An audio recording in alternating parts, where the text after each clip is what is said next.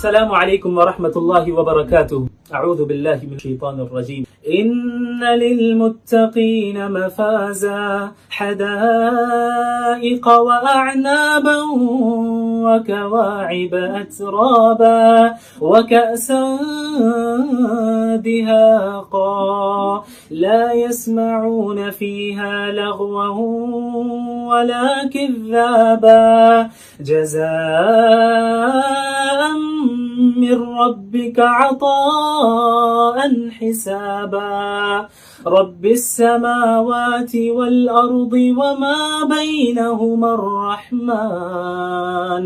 الرحمن لا يملكون منه خطابا۔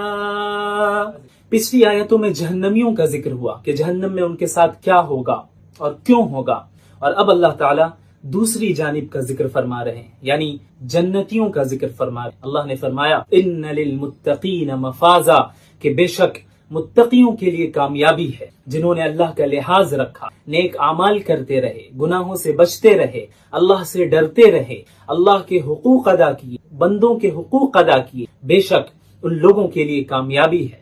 اور جنت میں داخل ہونے سے بڑی کامیابی کیا ہو سکتی، اور اس سے بڑی کامیابی کیا ہو سکتی کہ جب قیامت کے دن سارے لوگ ڈرے ہوئے ہوں، سہمے ہوئے ہوں گے، گھبرائے ہوئے ہوں گے، تو اس وقت آپ اللہ کے عرش کے سائے کے نیچے مطمئن بیٹھے ہوں اور سکون سے بیٹھے ہوں۔ ان للمتقین مفازا، بے شک متقیوں کے لیے کامیابی ہے۔ انہیں کیا ملے گا؟ حدائق واعنابا، باغات ہوں گے اور انگور ہوں گے، یعنی بہت سارے باغات ہوں گے جن میں خوبصورت درخت ہوں گے، کھانے پینے کی اچھی چیزیں ہوں گی جن میں انگور بھی ہوں گے۔ قرآن کے اولین مخاطب جو ہیں، جو سب سے پہلے قرآن نے جن سے خطاب کیا، وہ مکہ کے لوگ تھے، اور مکہ کے لوگوں کے لیے انگور ایک معروف پھل تھا، اور یہ طائف کے شہر سے مکہ آتا تھا، اور جب یہ پھل آتا تو وہ بہت خوش ہو جاتے اور بڑے مزے سے اسے کھاتے، اور اس کے ذریعے مختلف دیگر کھانے پینے کی چیزیں بناتے۔ تو گویا اللہ تعالیٰ ان سے فرما رہے ہیں کہ یہ جو انگور تم یہاں پہ کھاتے ہو مزے کے ساتھ، قیامت میں، آخرت میں، جنت میں اس سے کئی گنا زیادہ بہتر انگور، حدائق واعنابا، اور جنتیوں کے لیے خوبصورت بیویاں ہوں گی۔ اللہ تعالیٰ نے فرمایا وکواعب اترابا، اور نوجوان ہم عمر عورتیں ہوں گی۔ کواعب ان عورتوں کو کہتے ہیں جو اپنی شکل و شباہت کے اعتبار سے اور اپنی باڈی سٹرکچر کے اعتبار سے نہایت خوبصورت ہو اور بالکل پرفیکٹ ہوں، اور اترابا وہ عورتیں ہیں جو ہم عمر ہوں اور ایک ایج کی ہو، ایک عمر کی ہوں۔ وکواعب اترابا، اور کیا جنت میں شراب ہوگی؟ ہاں ہوگی، اور وہ ایسی شراب ہوگی جس سے نشہ بھی نہیں گا، اور جب انسان اس شراب کو پیے گا تو وہ اپنی عقل بھی نہیں کھو بیٹھے گا۔ تو اللہ تعالیٰ نے فرمایا وَكَأْسًا دِهَاقًا، اور لبریز چھلکتے ہوئے پیالے ہوں گے، بھرے ہوئے پیالے ہوں گے۔ لَا يَسْمَعُونَ فِيهَا لَغْوًا وَلَا كِذَّابًا، وہ لوگ وہاں نہ کوئی بےہودہ باتیں سنیں گے، نہ کوئی بیکار بات سنیں گے، نہ کوئی جھوٹی بات سنیں، یعنی وہاں انہیں کوئی برا بھلا کہنے والا نہیں ہوگا، وہاں ان پر کوئی لعنت ملامت کرنے والا نہیں ہوگا، وہاں ان سے کوئی بری بات کہنے والا نہیں ہوگا، وہاں کوئی جھوٹ بولنے والا نہیں ہوگا، یعنی جنت کا ماحول بالکل پاکیزہ ماحول ہو۔ لا يسمعون فيها لغوا ولا كذابا۔ اچھا، تو یہ چیزیں انہیں کون دے گا؟ اتنے انعامات انہیں کون دے گا؟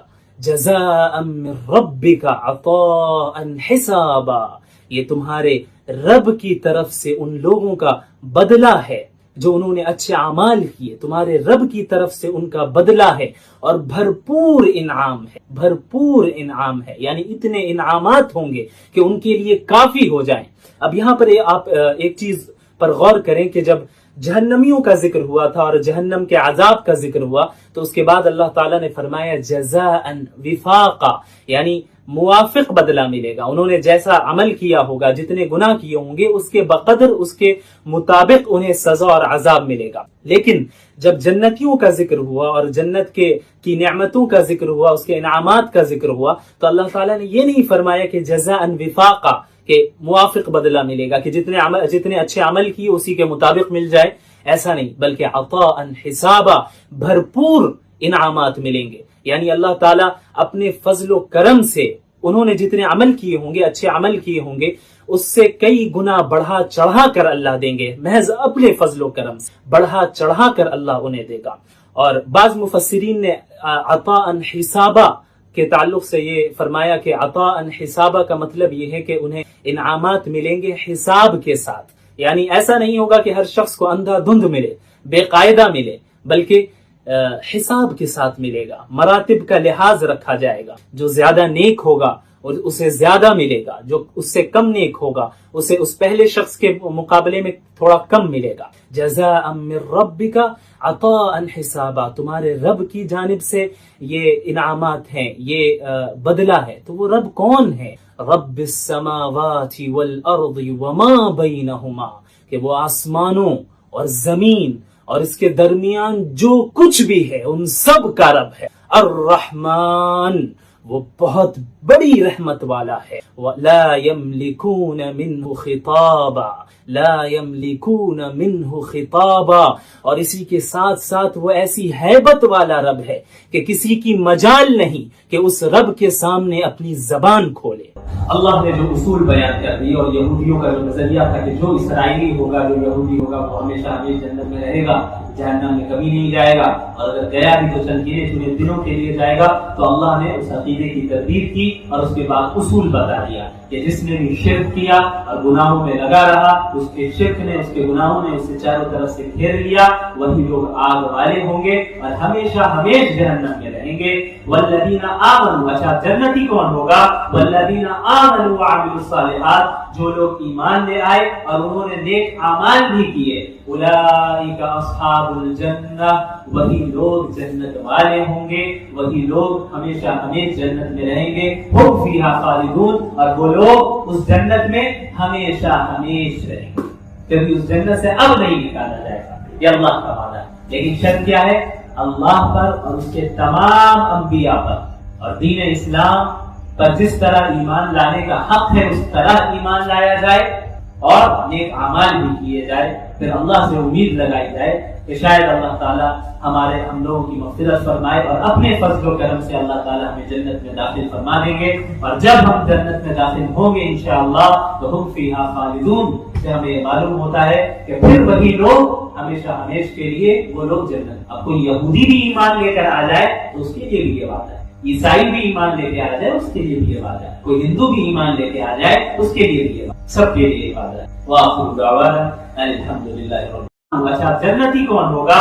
والذین آمنوا وعملوا الصالحات، جو لوگ ایمان لے آئے اور انہوں نے نیک اعمال بھی کیے، اولئک اصحاب الجنہ، وہی لوگ جنت والے ہوں گے، ہم فیہا خالدون، اور وہ لوگ اس جنت میں ہمیشہ ہمیشہ رہیں گے، کبھی اس جنت سے اب نہیں نکالا جائے گا۔ یہ اللہ کا وعدہ ہے۔ رسول اللہ صلی اللہ علیہ وسلم کے پاس ایک اللہ مجھے کوئی ایسا عمل بتائیں جسے میں کروں اور جنت میں داخل ہو جاؤں۔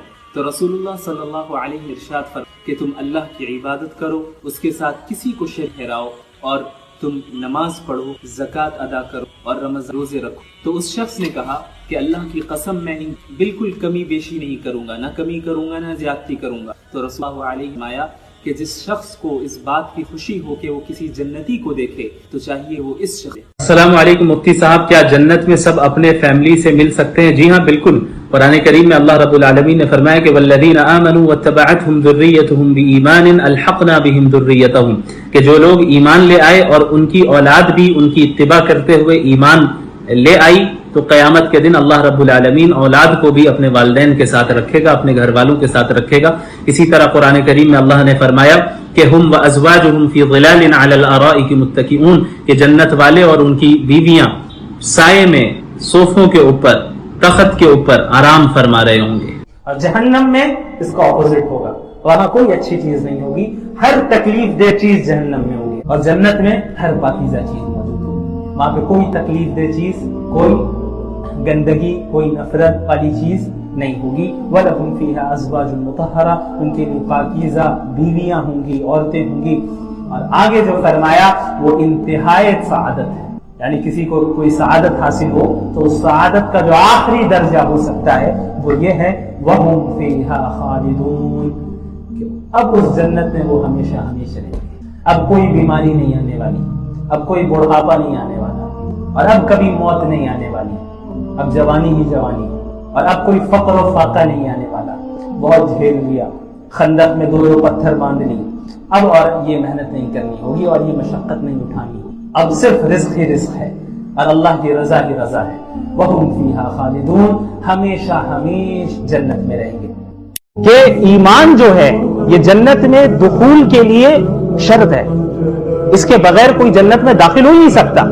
اگر کوئی ایمان سے ہاتھ دھو بیٹھا ہے, دنیا جتنی بھی دنیا کما لے, قیامت کے دن وہ جنت میں داخل نہیں ہو سکتا. لہذا ہمارا کوئی مسلمان بھائی یا ہماری کوئی مسلمان بہن شکوک اور شبہات کی وجہ سے, ڈاؤٹس کی وجہ سے اگر اسلام سے دور ہو رہی ہے تو وہ اپنا نقصان کر رہی ہے. کوئی بندہ اسلام سے دور ہو رہا ہے تو وہ اپنا نقصان کر رہا ہے.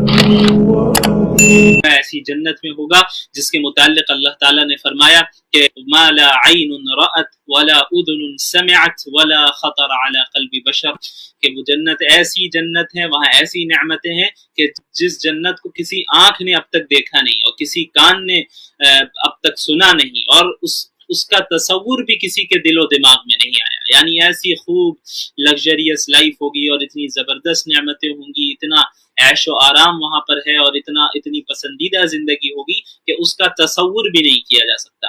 قرآن میں جو جنت کی نعمتیں بیان کی گئی ہیں وہ ان الفاظ میں بیان کی گئی ہیں جو ہمارے ذہن سے قریب تر ہو, ہم کچھ اندازہ لگا سکے. ایسا نہیں ہے کہ بس جو بتا دیا گیا قرآن میں بس وہی ہوگا اور ہم جو سوچ رہے ہیں اس طرح ہوگا. نہیں, جنت ایسی جگہ ہے جو ہمارے امیجنیشن سے باہر ہے, ہم اس کا تصور بھی نہیں کر سکتے.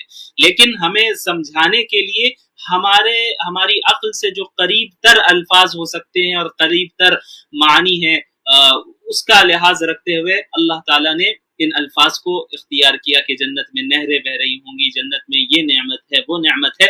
لیکن اس کی کیفیت کس طرح ہوگی, کتنی زبردست ہوگی, اس کا تصور بھی ہم نہیں کر سکتے کیونکہ یہ ہماری امیجنیشن سے باہر ہے. اور ایسی زندگی ہے کہ جب انسان کو وہ زندگی ملے گی تو وہ اس سے راضی ہو جائے گا, اسے کوئی کمی محسوس نہیں ہوگی, کوئی تنگی محسوس نہیں ہوگی, اس کا افسوس نہیں ہوگا کہ بھئی کاش یہ بھی ہوتا, کاش وہ بھی ہوتا. نہیں, وہاں پہ سب کچھ ملے گا. اللہ تعالیٰ نے فرمایا لَهُمْ مَا يَشَاءُونَ فِيهَا وَلَدَيْنَا مَزِيدٌ, اس جنت میں وہ جو کچھ چاہیں گے وہ بھی ملے گا اور ہماری جانب سے اور مزید بھی ملے گا.